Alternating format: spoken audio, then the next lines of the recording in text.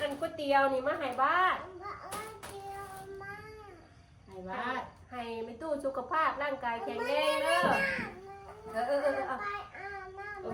เอาว่าขอบคุณอะไรเด้อตู้เด้อขอให้สุขภาพร่างกายแข็งแรงครอบครัวเด้อโอเคขอบคุณรถไปละวัดขอบคุณกันไปละขอบคุณนะตู้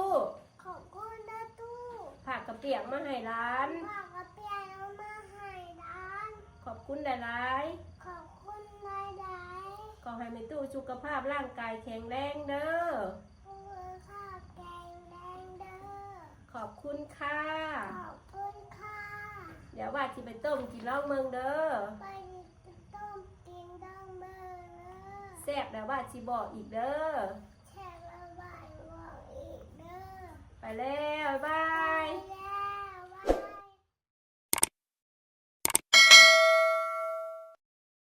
โอเคแล้วแม่แกะสบายดีเด้อป้าลุงสบายดีแม่สบายดีเพิ่นนะเบิ่งไปกัน สบายดีป้าลุงก็สบายดีเด้อป้าลุงFC สบายดี ทุกท่านดีใจมาก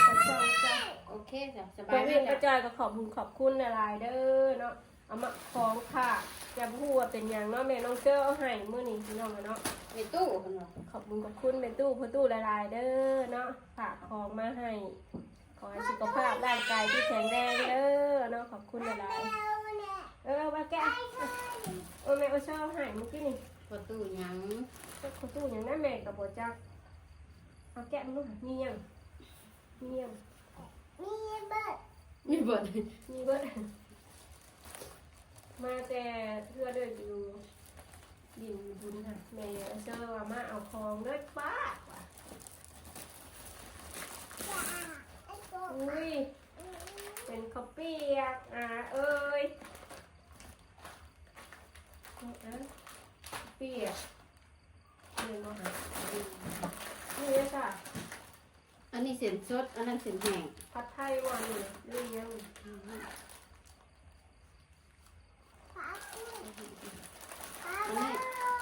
นี่ก็ก๋วยเตี๋ยวต้มยำขอบคุณไปตู้กันขอบคุณไปตู้กันขอบคุณอะไรเด้อค่ะผักของไทยวาดเด้อค่ะนี่เป็นก๋วยเตี๋ยวต้มยำไม่ได้แบบนี้เลยอันนี้เป็นก๋วยเตี๋ยวน้ำใสข้าวเปียกอันนี้ข้าวเปียกแห้งกันอันนี้เป็นคน อันนี้เดียวกันอันนี้เส้นสดอันนี้เราที่ข่อยว่าข่อย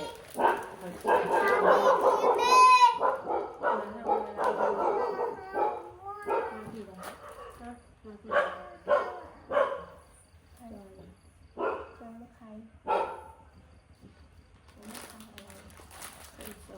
เป็นที่ไหน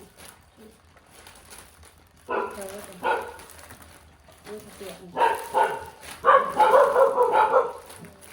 เซะยังเนาะ ข้าวคั่วให้แม่ไปบ้างมาให้บอลบะไข่ให้เขาบอกแม่เขาพูดจะได้เราอ่ะขอบใจกล่าวไปลูกตอนเด็กตะวันไปขอบใจเด้อค่ะเอาพักให้กูจะเลิกเราอ่ะ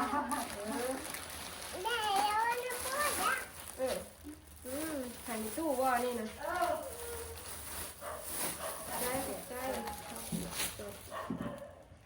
เดินหอบตัวได้เลยอันนี้มือได้เนาะคือสีแซ่บให้เราเป็นเบิ่งเธอมาถ้าอยากทุกเธอน้ำตกเลยเนาะ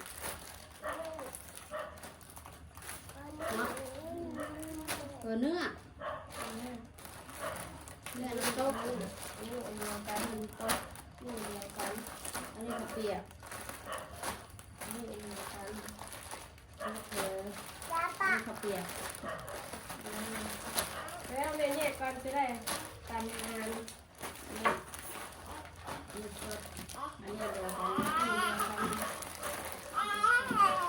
ดียวกันเปียกพอเห็นแล้วมันโฆษณา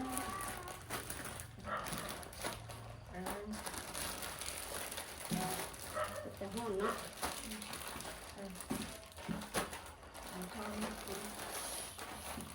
ได้ครบหรือบ่ทุกอันหรือบ่ เวลาเปลี่ยนกับ ปันกันกิน ข้าวเปลือก กิน จะได้อันนี้สองไปเลย เอาละเดี๋ยวเอาไปต้มกินน้องเบิ่งแม่จักแม่ตู้หยังเนาะแม่ตู้ใจดีกับผู้ตู้ใจดีเฮาก็บ่จักชื่อเพิ่นแม่เชื่อว่าเมื่อขอบคุณแม่ตู้เด้อว่ะ มันกินข้าวอยู่เป็น เอ ยั อง ตัวได้แล้วบ่ได้เฮา สองแล้ว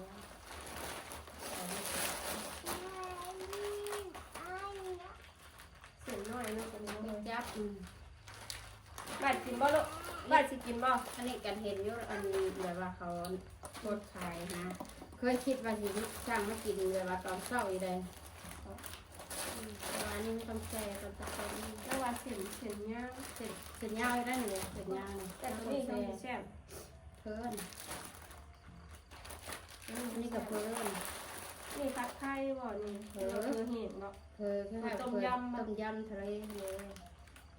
กินบ่ลูกบ่กินดิ เพิ่นตก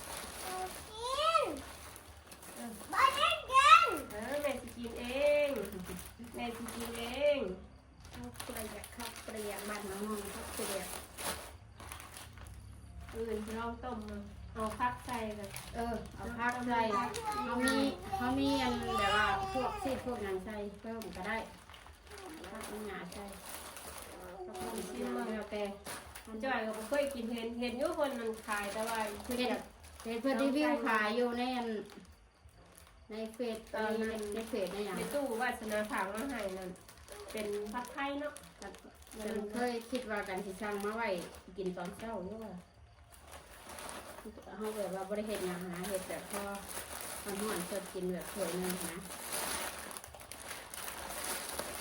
แบบว่า ยัง น้ำมันกับ เปียก ให้กด กระเปียกขอบคุณตู้เด้อจ้ะบ้านไหมนี่เสียง ดูดกระดาษ ขอบคุณแม่ตู้หลายๆเด้อสมปะตู้ใจดีเด้อตู้นะ อันนี้ปลาโว้ย คือลูกชิ้นปลาเนาะ ใครวะเฮ้อ คือปลาอะไรจ้ะลูกชิ้นปลานะ พอว่านะบริมาลูกพอว่าไปเวียกบอกมาไงรถจักรผูกกับพอยติดเอาไปแล้วมื้อนี้ กินฮอดบ่ สิหอดแล้วบ่ สิหายเลย สิหอดแล้วเฮงบ่บ่ลูก กินฮอดพอแห้งบ่ เฮ้อเพิ่นเอาไปให้พ่อเฮาเอาไปให้พ่อบ้านให้พ่อบ้านขี่รถใหญ่บ่มีเงินซื้อน้ำมันจอดไว้ว่ะนี่จอดไปเฮือนลุงเพิ่มจอดไปเฮือนลุงเพิ่มกับเพื่อนพ่อบุญแต่ขี่รถจักรไปวันนี้นะฮอด เป็นหยังเจ้ากินฮอดพอเจ้าบ่ กินฮอดพ่อบ่ลูก ฮะ กินฮอดแล้วว่าบัดพ่อไอ้ที่ชวนไปสู้ไปจ้ะสู้ไปมันได้กินฮอดแล้วบ่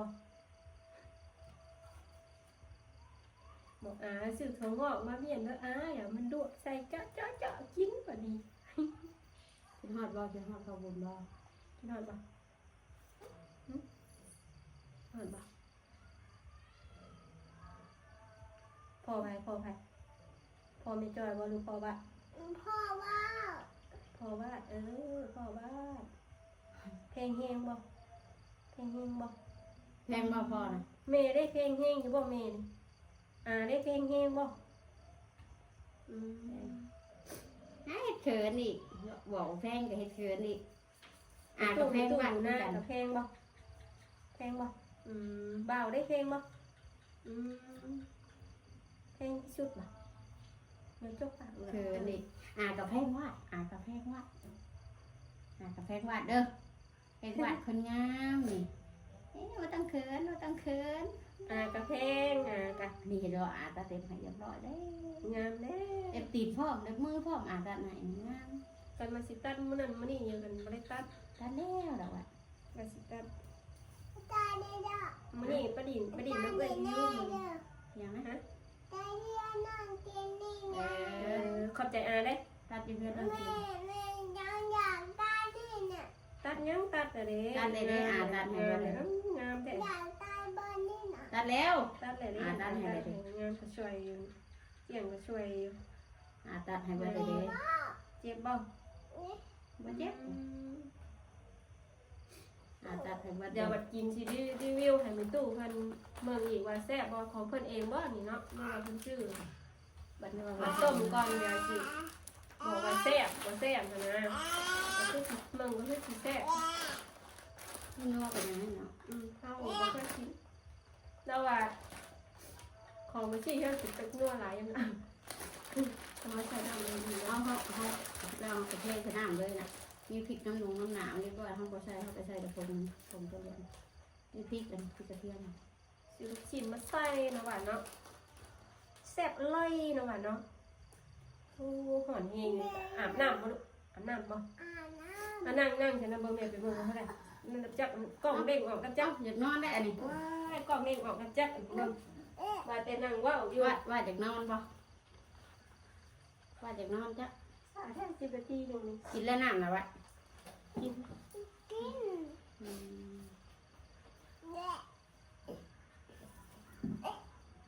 พาเพิ่นไปเล่นเพื่อนน้องเจนนี่มันไปน้ำแต่11 ม่วน โม บ่ ง ม่วนบ่ไปเฮือนน้องจีนแล้วลูก อยากไปอีกบ่ ไปบ่ถามอายุ ไปอีกบ่ ไปบ่มื้ออื่นไปบ่ ไปอีกบ่ลูก หึ จะได้สิไปอีกบ่บืนไปอีกบ่ ม่วนบ่ดิน้ำเอ้ยวิวนะบ่ลูก ตะกุดนี่กันเนี่ยคือใส่ของเรา หึ ของกันจะอยู่ใส่ มันปานนี้ว่ากันหลายอย่างเลยก็ได้คือ จะอยู่ใส่ลืม ใส่กันก็ได้แล้วอะที่ทงที่ยังก็ได้แล้วอะ จะลืมกระเป๋าอะไร มึงเห็นว่าเมงยังเมงยังเมงยังเมงเมาเมงเมาเมงเมาขี้มา แมงเมาได้ลูกว่าเป็นแมงเมาได้ลูกแมงเมา เมงเมาเมงเมาเมงเมาเมงเมาค่ะ แมงเมา เมงเมาโอ้ต่อมาใหม่ยุขอหัวอา แมงเมาเมาลูกว่าเป็นเนาลูกเมาแมงเมา เมงเมาต่อยุเมงเมาขี้มาอันไหนสีหยัง สีเมงเมานะสีน้ำตาลสีน้ำตาล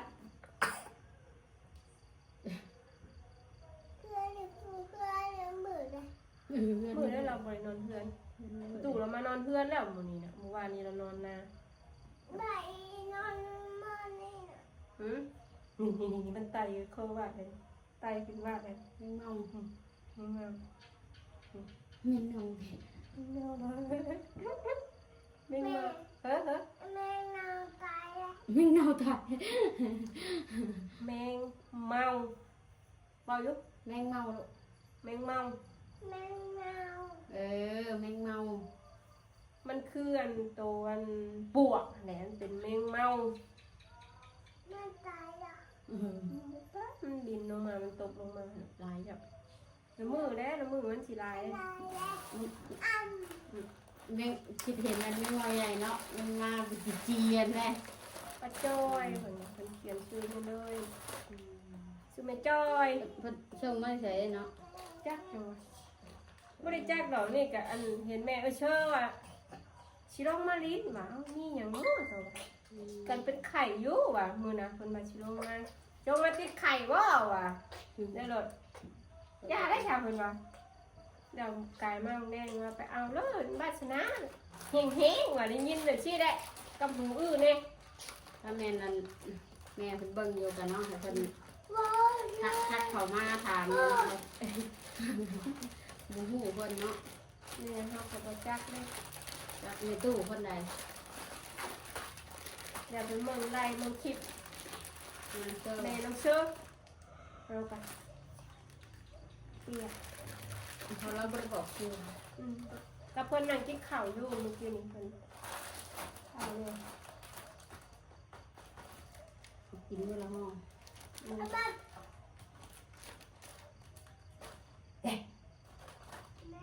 โดยนอนเนาะนอนมาลูกก่อนอาบน้ำก่อนได้ อาบน้ำดี ไปอาบน้ำก่อนเนาะเฮาเนาะสองคนเฮาเนาะไปสิไปไป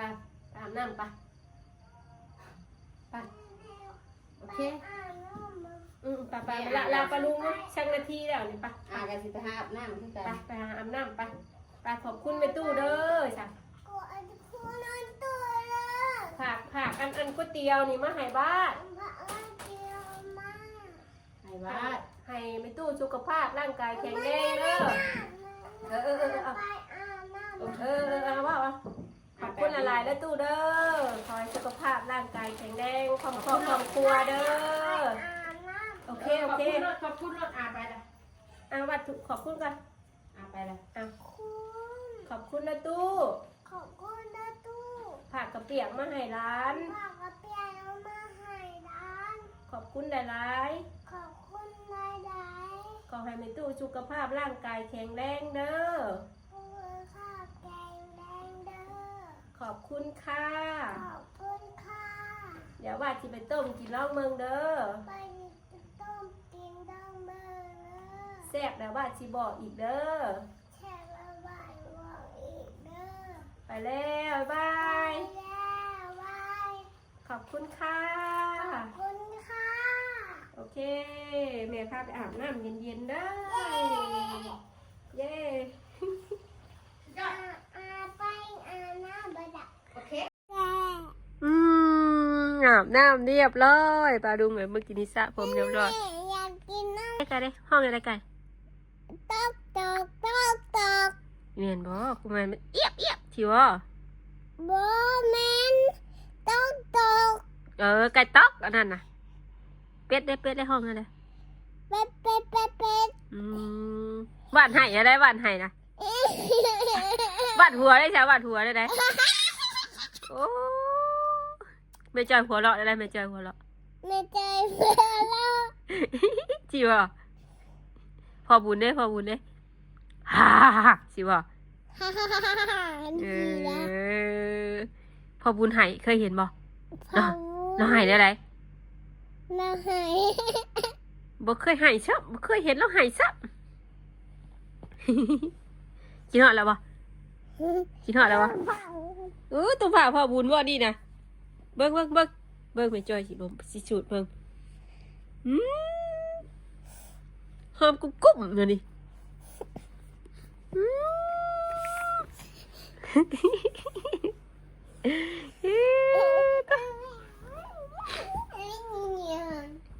ผ่าแม่นะบ่ไปแม่สิตุ่มใช่ค่ะสิตุ่มลายพื้นแท้ เราไปเอาพ่อ หืม เราไปเอาเราไปให้พ่อ มีหยังเอาไปให้พ่อแล้วลูก พ่อวุ้น อีหยัง ให้พ่อวุ้น เอาหยังไปให้พ่อบุญพ่อไอ้ทิดบ่หมายถึงว่าพ่อไอ้ทิดน่ะเอารถจักรแม่จ้อยน่ะไปให้พ่อบุญสิบ่ มันเติมมัน พ่อบุญบ่มีเงินเติมน้ำมันรถใหญ่สิบ่ เติมมันนี่ชี้นะวุ้น เราคือเอาไปหลายคันนี่สาวบ่มีเงินเติมกะบอกพ่อบุญเด้อเอารถใหญ่มาให้บ้านเด้อเฉอะเด้อบ้านสิขี่ดิเฉอะเด้อบอกแล้วไหม ใครตัวสิแม่จ้อยนี่ เตะหายแล้วบอก มื้ออื่นไปอีกบ่เฮือนน้องเจนนะ บ้า บ่ไปบ่ม่วนบ่ดินกับเอ้ยวิวม่วนบ่ไปเฮือนนี่น้องเจนก็ไปหน้ามีตู้ได้ม่วนกว่ากันบ่ล่ะฮะบัดตัวแม่จัก บ้าแม่ ฮะบัดให้บ่ขึ้นไปน้ำอานะอุ้ยพ่อโทรมานี่พ่อบุญโทรมาหับแล้วลูก สีแดง กดสีนี้สีเขียวนี่สีเขียวนี่กดสีเขียวหุ่นใช่หรอดีมามึงจะเอแล้วกันฮะเราเห็นยังนะ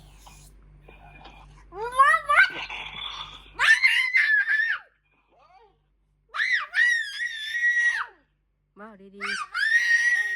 บาดีๆค่อยๆว่า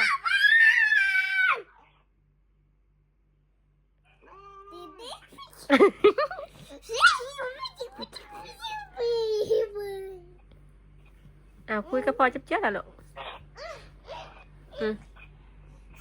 กินหอดแล้วบ่